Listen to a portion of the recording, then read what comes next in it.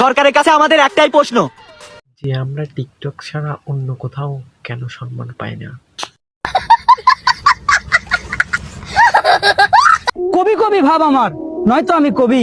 কিন্তু আমি কবি না, আমি হচ্ছি টিকটকার। আজও আমায় বললো না কেউ আই লাভ ইউ বেবি। বলবে কিভাবে ভাই, তুমি তো একটা টিকটকার। এই যে এখন তো আমার গুণ হবে, আমি রমজান মাসে টিকটকারদের নিয়ে কথা বলে ফেলেছি। সেহরি ইফতার আমরাও করি, কিন্তু তোদের মতো খাবার সামনে রাইখা ছবি তুলে স্টোরি দেই না।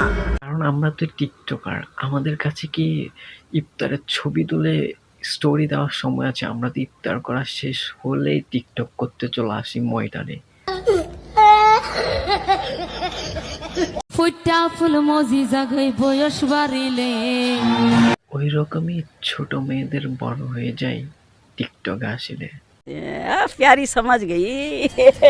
তো গাইস চলো প্রথমে এই ভিডিওটা দেখি, তারপর এই ভিডিওর ফানি কমেন্ট পড়বো।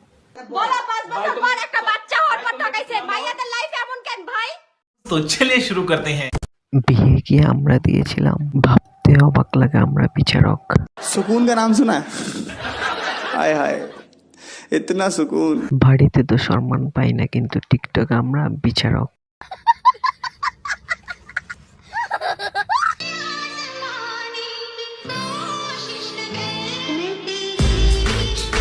ভাই রোজা রমজানের দিন আমি কিছুই বলবো না, যা বলার তোমরা কমেন্ট বক্সে কমেন্ট করে বলো। দুবাইতে নিয়েছিলাম 2 রাতের জন্য 5.5 লাখ টাকা। प्यारी समझ गई। এটা বাংলাদেশে না, দুবাইয়ের জন্য 5.5 লাখ। ভাই তোমরা এগুলো কেন দেখতেছো? তোমাদের থেকে তো এখন বেশি গুণা আমার হবে, কেননা রোজা রমজানের দিন আমি তোমাদের এইসব ভিডিও দেখাচ্ছি। তো গাইস চলো প্রথমে এই ভিডিওটা দেখি, তারপর এই ভিডিওর ফানি কমেন্ট পড়বো। রোজার মাসে যারা রোজা রাখেন না, অন্তত লজ্জা শরমটুকু রাখুন। আপনার ভিডিও দেখলে নেটের স্পিড বেড়ে যায়। यही नहीं, अभी और सुनिए। প্রতিদিন খাই।